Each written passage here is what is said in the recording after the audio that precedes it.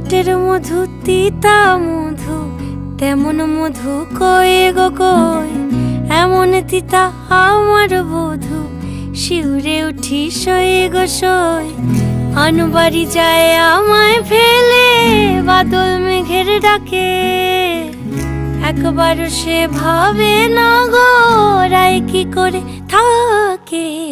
কি করে রায়, কি করে রায়, কি করে রায়, কি করে, এই বুঝি যায় পীড়িত ছুটে সেই ভয়েতে যায় মরে।